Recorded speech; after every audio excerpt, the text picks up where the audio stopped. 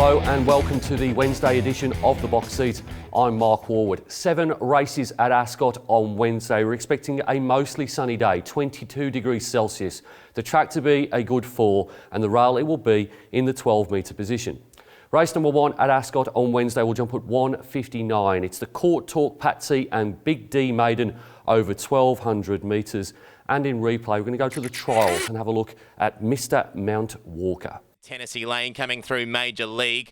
Then we've got Mr. Mount Walker out wide is Perry Power. Behind them is Walker Mile, and Cornflower is last of all.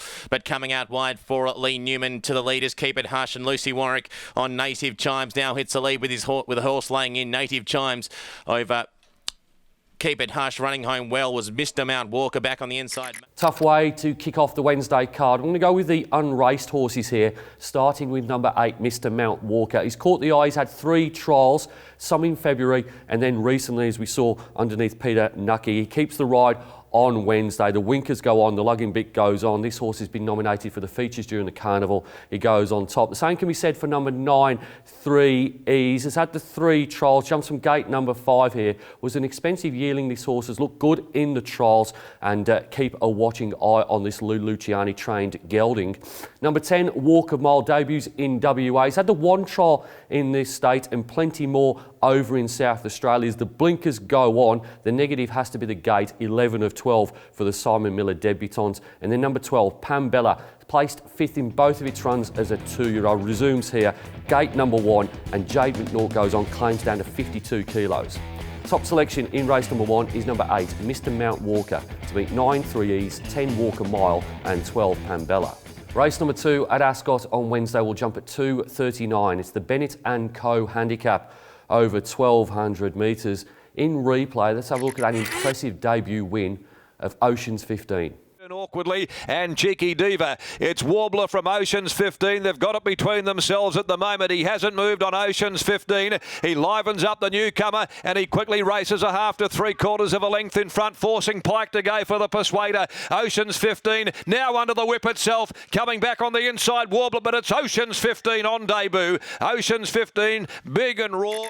There's no on-course support for Oceans 15 ahead of his belated debut as a 4-year-old. Had won 3 trials and then came to the races and drifted out to $3.50, but was the winner a long way out there under Peter Nucky. Gets gate number 1 here, and I think will take a stack of beating in this Class 5 handicap, stepping up from maiden grade. Goes on top from number 1, Wanna Be Good. Goes back to midweek grade, this horse, in which he's usually competitive. Last start was in a graduation handicap, and prior to that, a 64+. This is a lot easier for Lindsay Smith's horse, who's got gate number 5. Number 2, not to be missed, won 2 of his 3 races before going for his spell. He resumes here off the 1 trial at Belmont behind Devoted Star. Gets on really well with William Pike. 2 wins from 3 starts with those 2 together. And then number 7, Denim Pack, back to midweek company for the first time since February. Gets a big claim here as well for Christy Bennett, down to 52 kilos though. That's her minimum riding rate.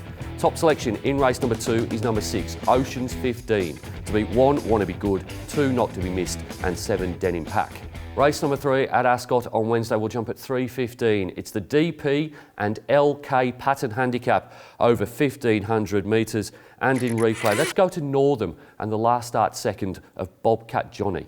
And then came See Maher. Family Discussion giving him a big start in the straight. 400 to go. Tampering Fools. Harvey's about to get busy. It's just in front, but travels okay. On the outside, Bobcat Johnny's trying hard. Depar is in the centre, but Tampering Fools has still got the lead. Now Bobcat Johnny's digging in on the outside. Tampering Fools responding. Bobcat Johnny, then Depara. Tampering Fools just in front, holding Bobcat Johnny at bay, and Tampering Fools. Tampering Fools is very shallow race is race number 3, and I think Bobcat Johnny's going to take a stack of beating here for Anne King. Jade McNaught takes over from Alan Kennedy, so the weight comes down for 59 kilos. Bobcat Johnny had a very long time off the track. He's a 7-year-old. He's only had the 5 starts, and he smashed the clock twice before being beaten in the Weepray race. That was a pretty slow tempo, and I think that's what beat him more than anything else here. I think with the inform apprentice on board and a very shallow field, Bobcat Johnny takes a stack of beating. Goes on top from number 6, Suspectus, who gets the services of a senior jockey again here. Jason Brown takes over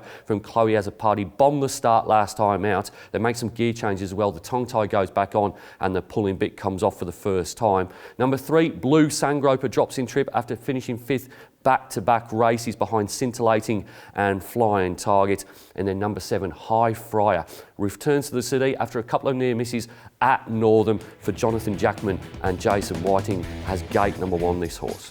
Top selection in race number 3 is number 1, Bobcat Johnny, to beat 6 Suspectus, 3 Blue Sangroper and 7 High Flyer.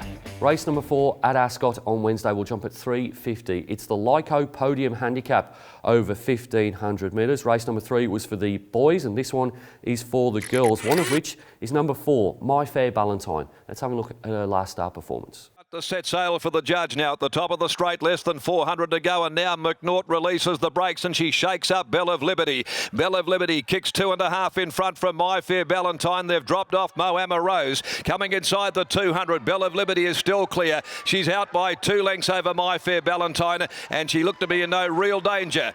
Belle of Liberty coming away under some riding from McNaught, wins it by a length. My Fair Valentine. Well, the fillies and mares heat seems to be a lot stronger than the Colts and Geldings one that goes before it. Going to go with number 4 here, My Fair Valentine. Won her maiden before going close in Saturday grade, as you saw in the replay. That was worth $70,000 that race. This one is only worth 25. I thought that My Fair Valentine was a pretty good chance again, the chocolates here.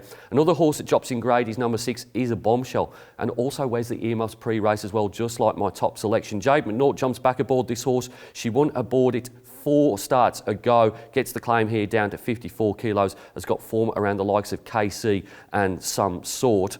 Number 1, Meltem, is placed in 5 consecutive races before going for a bit of a break. Has had 63 days off, doesn't win out of turn this horse, gets a claim here though with Chloe Azzopardi riding the horse for the first time. And then number 3, Doc Fry, it's got that combination of Durant and Pike, but it is a resuming stayer here from gate number 9, probably wants a little bit further than the 1,500 metres. Top selection in race number 4 is number 4, My Fair Valentine, to beat 6 Is a Bombshell, 1 Meltem and 3 Doc Fry.